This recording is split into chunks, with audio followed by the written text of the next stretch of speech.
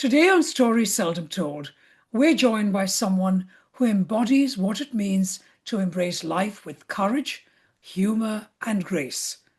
Sarbari Sen has spent more than 3 decades teaching French to young people, nurturing generations of students with a love of language and learning. She's an avid traveller, a passionate reader, a talented cook, a theatre lover, an indulgent grandmother to two little boys, and a devoted dog owner. Above all, she's a firm believer in joie de vivre, the joy of living, guided by a simple philosophy: live, love, laugh, and let live. But Shorbury's story is also one of extraordinary resilience. In 2010, she faced breast cancer and emerged stronger, embracing life with renewed gratitude and optimism. 14 years later, in September 2024, cancer returned, this time in the form of pancreatic cancer, a far more formidable adversary. Yet even now, in 2026, Shorbury approaches life on her own terms. She says that today the only buttons on her life remote are pause and play. And in that simple idea lies a profound lesson about presence, acceptance, and finding joy in the moments we have. So when I discussed with Shorbury whether she would come on to my podcast, Stories Seldom Told, and she agreed, I was absolutely delighted. Welcome, Shorbury, on Stories Seldom Told. Thanks, Smita. Thank you. So let's just, before we even talk, because as soon as people hear my introduction, Shorbury, people are going to say, oh, the big C word. Oh, but let's not even talk about that just yet. Let's just talk Okay. about you, Sarbari Sen, who I, by the way, listeners, happen to know in school a very long time ago growing up in Calcutta. So we go back a very long way. But Sarbari Sen, the woman before cancer. Before we talk about any of that, let's talk about Sarbari, who existed long before any diagnosis. How would you describe yourself then? I was a person who loved students, loved teaching. I loved the language. So it was perfect for me to be the teacher of French, which I loved, and of, young adolescents, as we call them, teenagers who could be really naughty or wonderful. So I loved teaching them. I used to say I had 10 fingers in 12 pies because it was teaching. A colleague of mine and I, we were the first to begin a cultural exchange, échange scolaire, with a school in France, and we took our first set of students in 1999, and then we went back in 2000 again, but that was the beginning of échange scolaire in India. And I began writing books because books in India were very expensive and they were not good enough because our students didn't relate enough with them, When you with the say with the writing, French book writing books in French, in French for students where circumstances and languages and stuff where they could relate to. So but why French, Sarbari? Because just to remind us both, because I, as I already said, know you for a long time, uh, grew up in Calcutta. You now live in yeah, Delhi. So where did yeah. French come into your life? How did that happen? What drew you to that language? It came in quite accidentally. The children were born. I don't want to sit at home and do nothing. There was a 1 inch by 1 inch advertisement in the newspaper which said, "Come and learn French." And I said, "There you go." Ha! And I went in, and it never stopped. I was in the embassy. I was learning French with the Alliance Française, and there was no looking back. You And I just fell did in love one, with the language. just fell in love with the language. I visited France. I still have friends there. And then we also did a cultural evening where we invited parents to come and watch what children could do in French. We put up little fairy tales in French, stories that everybody knew. And we did them in Indian dresses. For example, it was Snow White and the Seven Dwarfs. The dwarfs were dressed in Indian white kurta pajamas with, with dupattas around their waists, and little boys and girls. They were the cutest little dwarfs that one can even think of. It sounds delightful. Yes, and we did our final ballroom dance in flowing lehengas and churnis, and the girls looked lovely.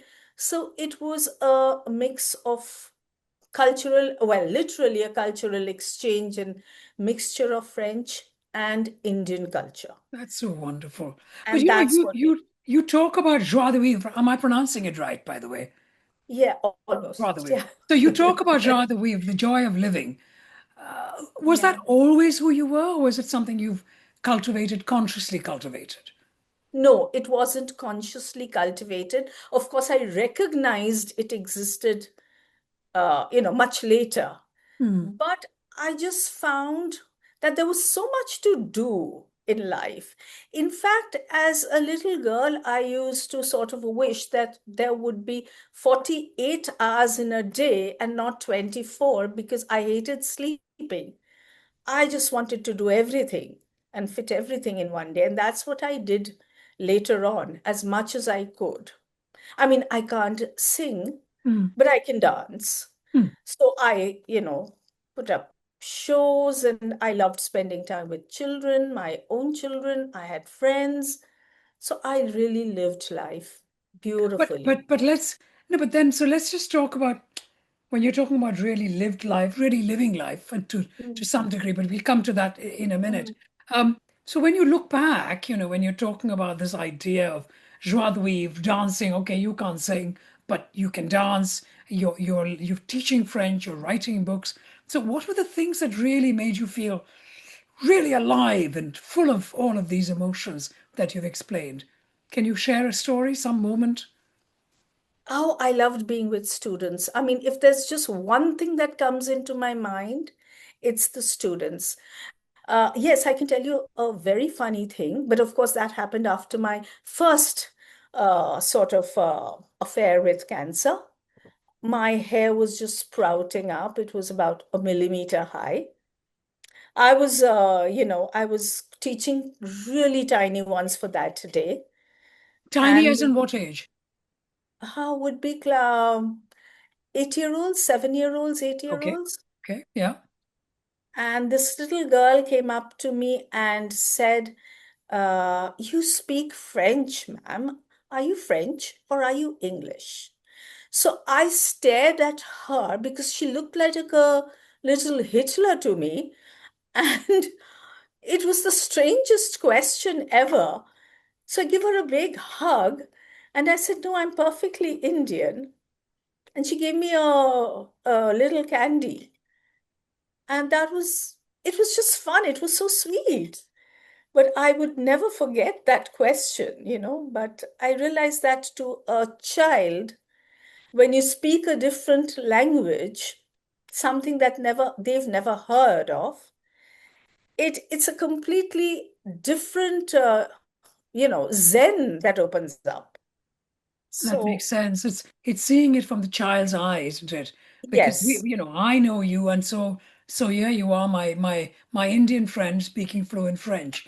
But not yes, from a 6, 7, 8-year-old who is hearing you speak a language that they don't that's foreign to them. That's the yes, point you're making, isn't it? Yeah. yeah.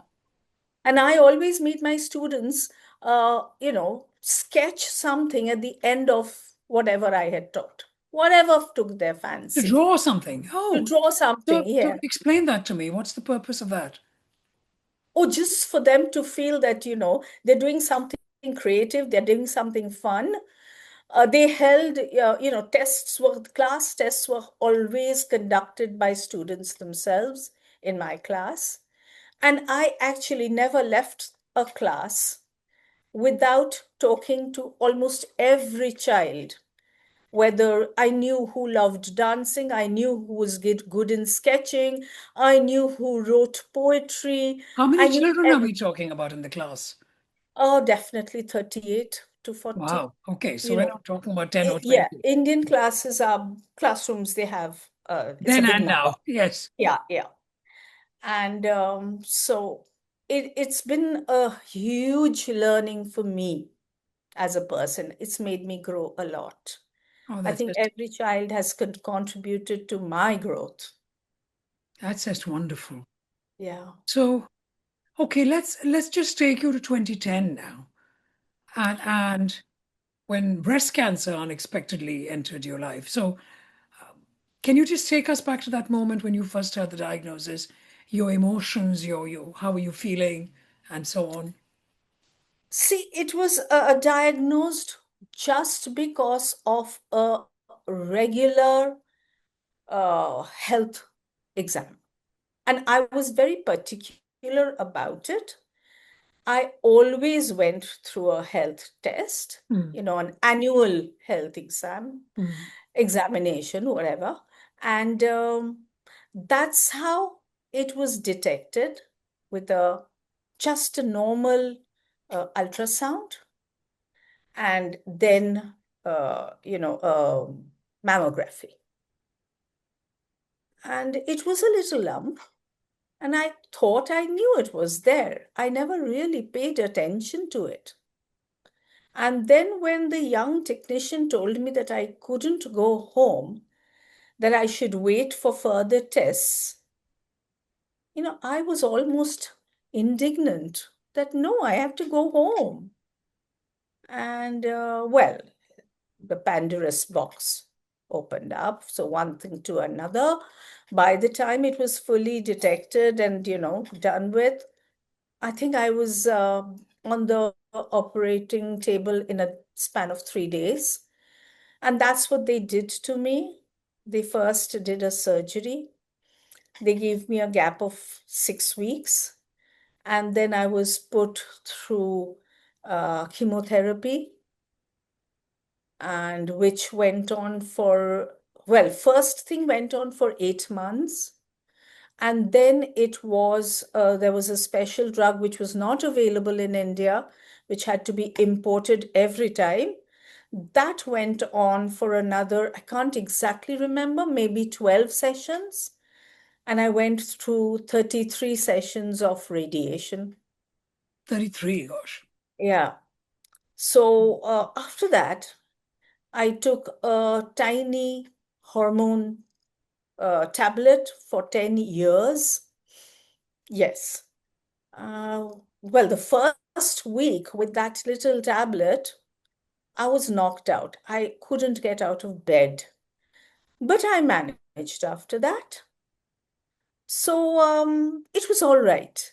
It was all right. Of course, dealing with cancer in those days was far more difficult as I look back now because medicines were difficult, chemotherapy was difficult, and the side effects of chemotherapy, I think they were still trying to help you with deal with the side effects. But food was difficult because they were a lot more conscious about immunity. So there was very little that I could eat. As it is, I didn't have much appetite. And to top it, there was a lot of, immunity issues, which they wanted, everything to be perfectly hygienic. Hmm. And perfectly hygienic meant that what was cooked yesterday, you couldn't have it Oh, today. really? To that degree? Okay. Yes. Right. And then by then, we were all extremely internet savvy. So there was I reading up all about breast cancer and the whatever food one needed and whatever was being done to me. And I read this wonderful article that uh, consuming anything that's sweet was a huge no-no because Uh-oh. Yes, because Do you have a that, sweet tooth? not really, but I wanted to eat at that time. So they said that that would just let your cancer cells go amok. So I avoided anything that was sweet, and my blood counts dropped. So I went back for chemotherapy, and my blood counts were horrendous. My doctor was furious with me. He's an elderly gentleman. He was furious. And I told him, he said, "What are you eating?" And I said, "Well, I don't eat this, this, this, this." And I thought he was going to award a prize to me, but Hmm. he was so angry. He Uh-oh. said, "Now you will not, say no to any kind of food because your blood counts have dropped. And if it doesn't come back in a week, I cannot give you chemotherapy." Oh dear. Right.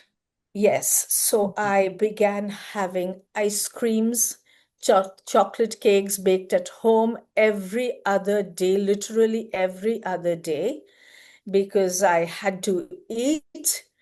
I had mouth ulcers, and it was a difficult time. So would you Food was say? a very difficult time. But would you say then, looking back at that period of, I mean, obviously it started in 2010, but it Mm. moved on. It was all the radiation, the chemo, and then 10 years of the hormonal. So we're in 2020 by that time. But looking back, would you say that what was, I mean, maybe it's too simplistic a question, but do you think physical aspect of dealing with it was harder than maybe the emotional, or were they, because you're battling two things, aren't you, when you have cancer, the emotional aspect Yes, and the physical yes. aspect? So can you tell us a little bit about that? Both were very difficult in their own places. The emotional aspect, uh, I just hoped I would live. In those days, the C word was far more terrifying. Of course, cancer is like viral now, but in those days, it was.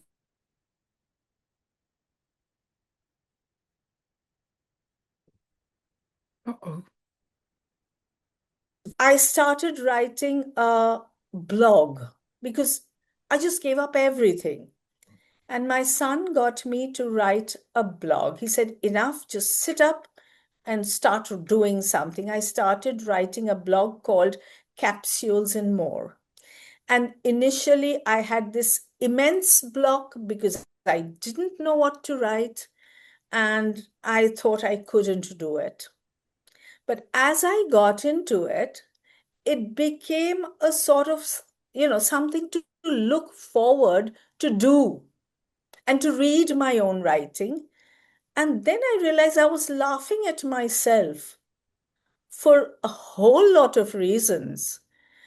I remember there used to be a drug which was red in color and redder than the Campari, probably. And yes, and it was a deadly drug. But I remember I used to say that, "Oh, they've drugged me." And I would go off to sleep. When I would wake up, I said, "Enough of, alcohol in me. And what am I doing?" And I would laugh at myself. And I started writing my blog with such things, and it became fun. I ordered a wig for myself, and my dog at that time sniffed at me so much because he couldn't believe, and it was a wig made of human hair. So he smelt me, and then there was, some other thing that I was wearing on my head, and he kept pulling at my wig. I mean, I've had such moments. I have Yes, to, we have to laugh. We have to laugh because yes, I'm visualizing this very confused dog. Say, yes. "Wow, He was I very know you, I confused. know I love you, but you don't smell like a."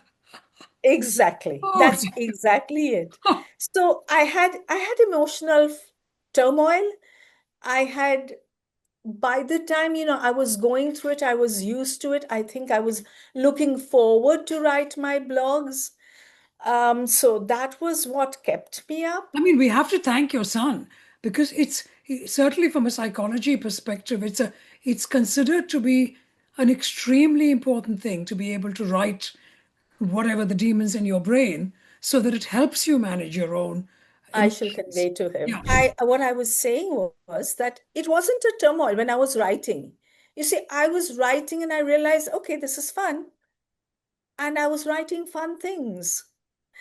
The good part is that a lot of people whom I don't know them, they got, in touch with me through blogs. So you were And sharing this blog for everyone to oh read. yes, absolutely. Ah, Yeah. that's good. I'm glad. I was a Yeah. proper blogger. Yeah. And so a lot of people got in touch with me, and they said how devastated they felt, but how the blog helped them, and how they thought that there were moments that you could laugh at yourself, or at the situation. And well, I even realized that I was sort of the Queen of Sheba at that time, because the rest of the family, w- they couldn't take me for granted No, anymore. of So course I they were couldn't. all That's a revolving very good around me. point. Yeah. Yeah, because it So was would you always what do you think then? This whole idea, and I'm deliberately taking your phrase of Queen of Sheba and this idea of look at me, I'm Queen of the Castle, and I'm writing my blog and so on and so forth. But did it reveal something about yourself that perhaps had always been there? Did you learn something about yourself? um there are moments that, you need to tell everyone that you are there as a person and you have every right to be there. So, apart Expand on from that, the Shalbury. Every right to be there. What does that even mean? Because I mean, we just live, right? Live our lives. We don't exactly, question this idea of every right. What does that even mean? Can you explain that? knowingly, unknowingly, we take a member of the family for granted. And then, and when you're running, you're not looking anywhere, you're just running, and you suddenly hit the wall and you step back, and then you say, hey, I am there. I'm me. I need time for myself.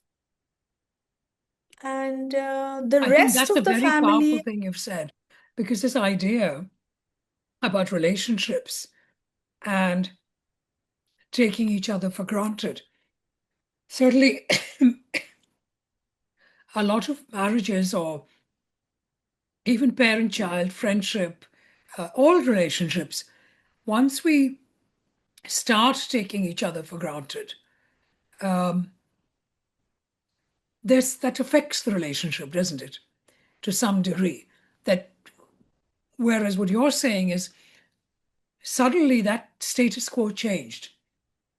yes, And not just you not taking somebody else for granted in your family or amongst your friends, but the same for you. And that's a learning that I think all of us should have. I mean, we don't need to have cancer to learn to yeah. appreciate the importance of not taking another person for granted. And so I think that's a See, very important thing you've said. Thank you. yes, but however, I'll tell you, Smita, uh, it is important to take another person for granted too, because that's what relationships are all about. But I then what mean, does you taking can't for granted mean? taking for granted is very good. It's perfect because that's what a family is about. That's what good friends are about. But there are moments that you say, I am now going to take somebody for granted. This is my time.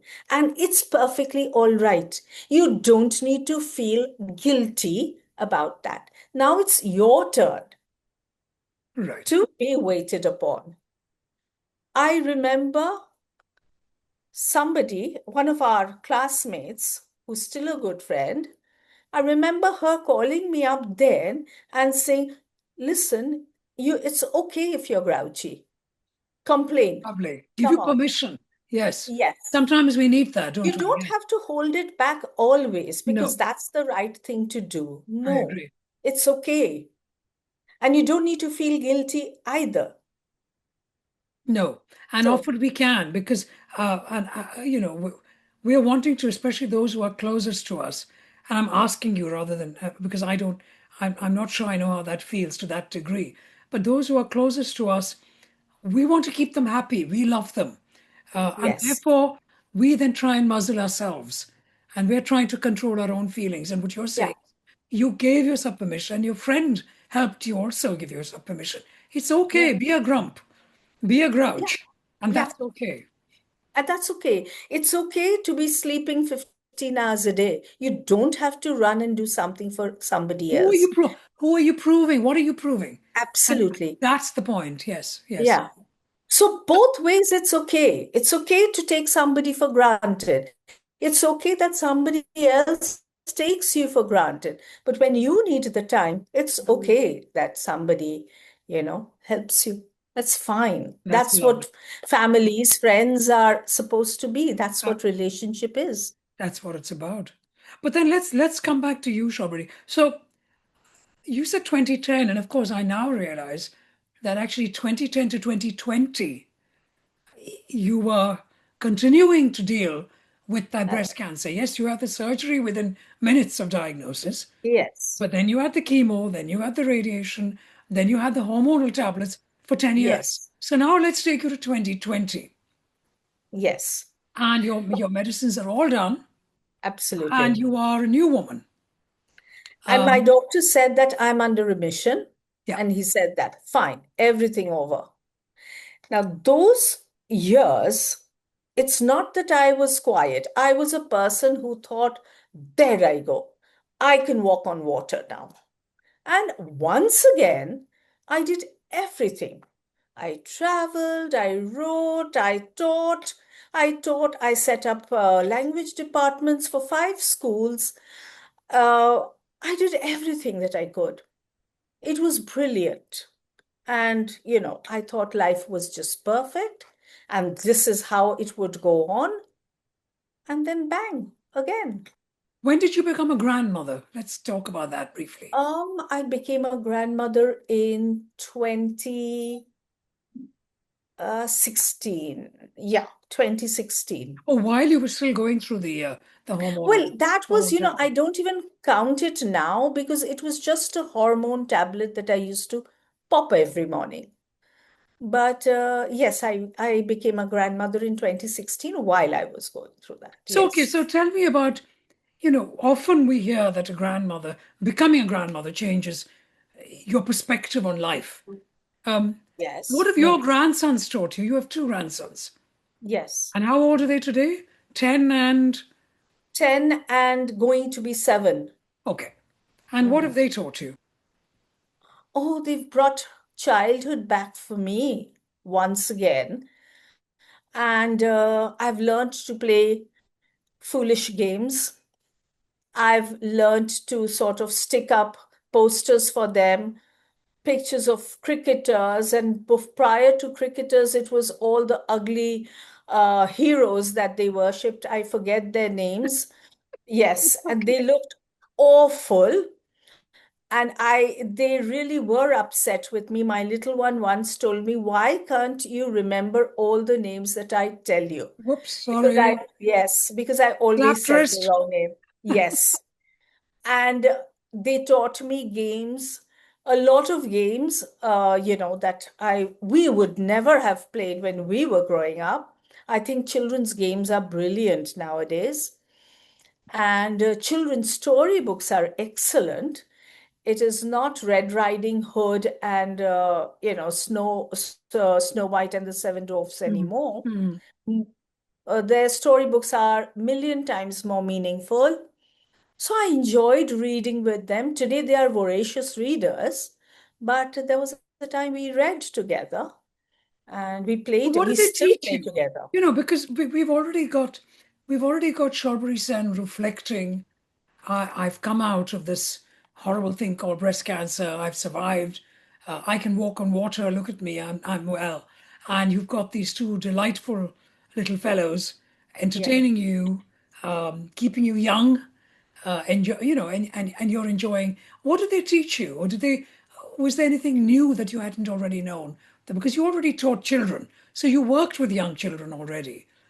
But Yes. did your own grandchildren teach you something that you didn't know you had it within you? So these little children taught me patience. They taught me how wonderful it is to be a grandmother when you're not responsible for their upbringing. You can, indulge in whatever they want to eat. You play with them. You teach them a lot of things. I told them about Poseidon, for example. I would tell them about stories of castles and kingdoms in the space because they were into space. And I told them about kingdoms in the sea, under the sea. And I passed on stories of Poseidon and Atlas and Hercules to them. So that was wonderful. Things that they wouldn't read about, Yeah, probably until they're much older. And so I could tell them a lot more. So that taught me that that's my opportunity to teach them a whole lot of things which they wouldn't probably read in today's day and age. which is They'd read wonderful. yeah. Okay, let's take you to 2024. Uh, Yeah. and the great big C comes and, my words, not yours, slaps you on the face. And this Yes. time it is pancreatic cancer. Yeah. What is the first thought that crosses your mind when you hear the words pancreatic cancer? Honestly, the first thoughts are the days are very limited now. I, s- I remember I told somebody, a doctor friend, that I know how I will die. I don't know when I will die. But this friend said, no, you don't know how you will die either. And I said, okay, maybe. But it stared me in the face. I didn't realize at that point that there was no prognosis, that there's no, perfect treatment for this till date. It sort of hit me much later. I was very upset for a day or two.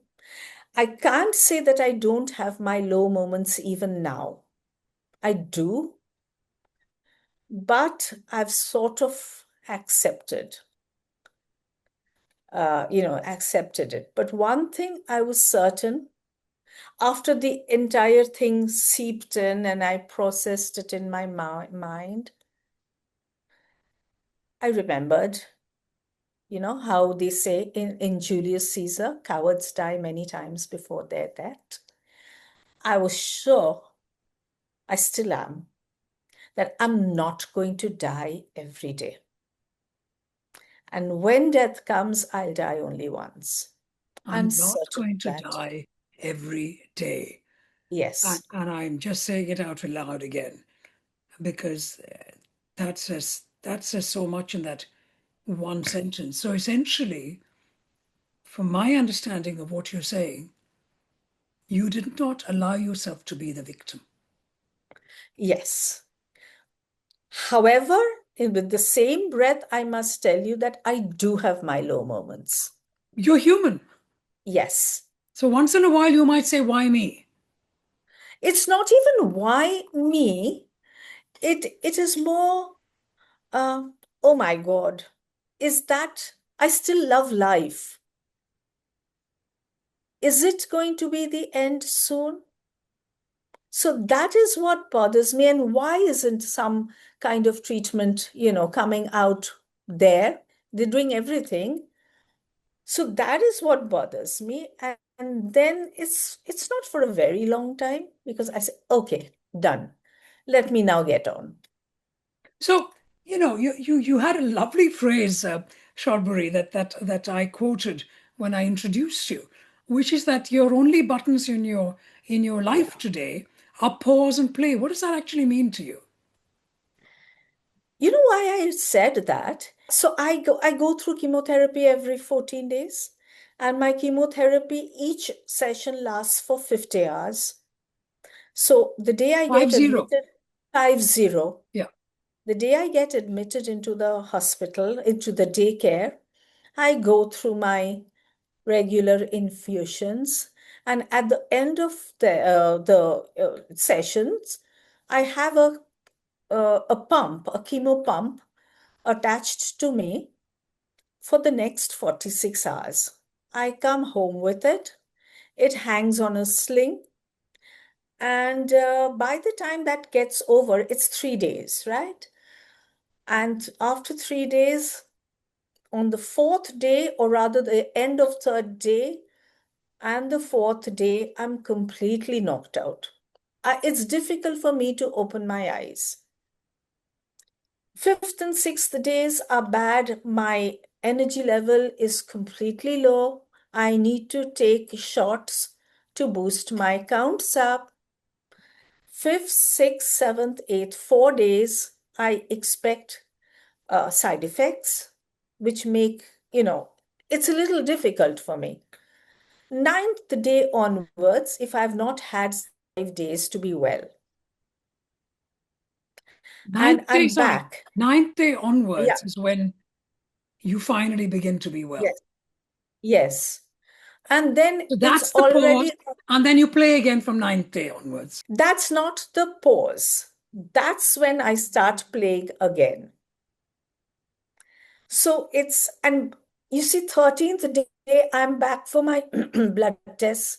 14th day, I have a doctor review. 15th day, I'm back in the hospital. So what day So are we on today, as an example, my day of interview with you? today is my ninth day. Ah, Yeah, it's my ninth day today. So that is when my play button is on. right, I understand. Okay. Yes. So And how my is this? pause is when I'm going through the chemo The and I'm chemo, you have going no through the. option but to pause. And the minute Exactly. that's done, you're playing. Absolutely. So tell us a little story about your playing. What does that look like? Well, either I travel or I meet with friends. I must tell you, I even went to watch Devil Wears Prada too. In one of my, well, that was actually, no, I'm wrong. It was during my chemotherapy session. I had my chemo pump around my body in a little sling bag. The other side, I was wearing my handbag. The film was at a theater close to my residence. And I didn't want it to go away, somewhere far. So I decided while I was going through chemotherapy that I must go and catch the show. So it was a Tuesday, I was in the hospital. It was Wednesday, uh, the afternoon show where there would be least number of people around. My husband and I, we went to watch the film. I had a scarf around my neck, pretending I was very chic. And no, I Well, wasn't. you're wearing the equivalent of your Prada chemotherapy bag on one Absolutely, handbag. exactly. Except I was I love fooling it. myself, Hmm. and I thought I was, it was a very fun thing to do because I was defying all norms. And I watched that movie. I loved doing what I did. I loved the film. But yes, my fun had started even then. And when my actual fun starts, I do everything that I can. That you always want to do then. Yeah, that I So always want. let's just talk briefly, Shabri, because I think it's important to acknowledge because you said your husband and I went and saw the movie, is what you said. Yeah, So let's just talk about your son had asked you to write the blog. That was way back when. that Um, time. so Yes. you have how many children? I have two children. Hmm. And now I say I have three children. My daughter's single, but my son has his wife, who's, well, she's my best friend. I always say that, my two biological children are, okay, it's my adopted child who listens to my continuous chatter. Oh, that's lovely. And she tells me about which friend has done what and what's the, you know, clothes that you would like to buy, whatever is in fashion, everything else. So tell me, have your family, and so you've got your three children, you have your husband, your dog, your two grandsons, Yeah. which is wonderful, which is a Yes, privilege to have all that in your life. And would you say that your family have helped you navigate your difficult days? absolutely. They still And do do. you just chat with them? You have cancer conversations with them Yes. and your friends. I know that. Yes. But there are days that I am very low and I share with them. I get many years full from each of them, and then I just sit up. So of course, and then the two little ones come and, on a Sunday morning, early morning, because they are awake, they think that's my time to play with them. So I'm forced to get up and play memory games and whatever else. I think that helps. That helps a lot to have your family and friends around. I'm extremely blessed because I have really good friends and, you know, members of the family. which is I which is read a which is lot. a Yeah, which is a privilege in itself, which we can't take for absolutely. granted, I think. But Absolutely. if someone new met you today, how would you want them to see you? As Sarbari Sen, who is dealing with cancer, or No, people cannot make out that I'm dealing with no? cancer. Precisely. No. That's why I was asking. Yes. Yeah, Yes, they cannot. And I do not like to really tell them about it it's and, not weep relevant, is all it? the time. It's No. not. It's not. The difficult days I am mostly at home. And it's only on the good days that I'm out. And then most people cannot make out. I travel so much, but food is a big problem for me because of I've had 32 rounds of chemotherapy. For this, right? Okay. Yeah, I'm preparing myself for the 33rd round of chemotherapy. So this prolonged chemotherapy has taken away the skin in my mouth. I have something what they call mucositis, and it's the skin is very delicate. So food is a problem. I There are a lot of things that I cannot eat. So when I'm traveling, I often have to look for, boiled food or sandwiches or just something very simple which has no spices. Mm, mm. So that's the thing. But I've realized that wherever I go, if I tell them, if I call the chef and speak to him and actually tell them that this is what I'm going through, Yeah, yeah. well, to be honest, they are taken aback for about a second or two, because here is this lady, all dressed, telling us that she's going through cancer and she cannot eat a whole lot of things. So for a while, they think that, am I playing a joke on them? Hmm. And then they all say, oh, yes, of course. And I think people around there are, if firstly, I always say there are many more angels in this world than devils. This world is full of angels. Hmm. And they are all angels, and I think they all come and help me. Most people that I have met through my years, they're angels. And in every which way, everybody helps. I think that's beautiful. So then, what would you say, Sharbari, to someone who's just received a life-changing diagnosis, who's completely petrified, whose rug has been pulled from under their feet? I can think of a friend right now when I'm saying this to you. What would you say to that person? What could you say if they told you that they're frightened, the rug's pulled from under my feet, I've just been diagnosed with something, whatever it is? I would tell them that it's okay to be frightened. That's natural. So am I. I'm not pretending not to be frightened. I am frightened. But just because I'm frightened of something doesn't mean that I do not live this moment. I do not live this day. There are a whole lot of people who would love to see me or anyone else smile, be happy, go out, have fun. So do that. Do that. It's not worth sitting and crying, though you may be doing it once in a while. That's normal, but that's not how you should spend your days. Be with the doctors, do what you're supposed to do all of that, but don't ruin the days that you have. And who knows, you may just get better. I still tell myself, who knows, tomorrow there may be something that works out. Absolutely. Because, Yeah, this whole idea of death, I have to use that word and ask that yeah, question. Um, because technically, what we are saying now is in relation to pancreatic cancer, there is the prognosis is not good. We don't know good medications that can actually, like the yeah. breast cancer, to put you into remission. The idea of the word of remission is not discussed when we talk about pancreatic cancer. So, what does that mean then when you are facing not the C word, but the D word? What does that look like? What can you tell us? I've reasoned with myself that it's inevitable.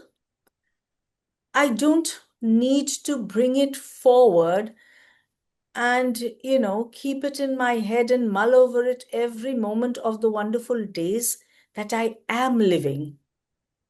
It's there, but it's there for everyone. Exactly. It's a given, isn't it? It's given. So why go through it every day? It's better to enjoy the day that we are in today. Go for a swim, go for, do whatever you want to. But it's not worth, living that moment because we can't. Never live the moment of death. So then, when all the medical reports, the treatments, the diagnoses, all of that Please do fade so. into the background, when Yeah. all the medical reports, the treatments, the diagnoses fade into the background, what is the story that you most want people to remember about Sarbari Sen? Mm. That I loved life. I've never really thought about it. But the minute you ask, and I think the first line that comes to my mind is, I love life. So let me live every moment that I can. I love my family. I love my friends. I have many friends of all ages, and many of them mean a lot to me. I love everyone. I love life. So, Sarbari, when all the medical reports, treatments, diagnoses, they all fade into the background, what is the story that you want all people that who know you and love you to remember about Sarbari Sen? I never really thought of that, but I can tell you, I call myself, and even in the last round, I told my doctor that I am God's chosen one. Because it's not every day that somebody goes through two primary cancers. Cancer can come back, it often comes back, but it is always related to the first one. It can occur at a different part of the body, but it always shows that it's related to the first one. But mine aren't. So it's a completely different, like they say, the two. Yes, I am God's chosen one. It's not, when I said I'm God's chosen one to my doctor this time, well, the last time, he laughed and said, well, not everybody can go through 32 rounds of 50 hours each. And I said, see, you told me that. And now you're proving I'm God's chosen one. And he smiled and went away. Yes, that is it. And to remember, yes, I love life.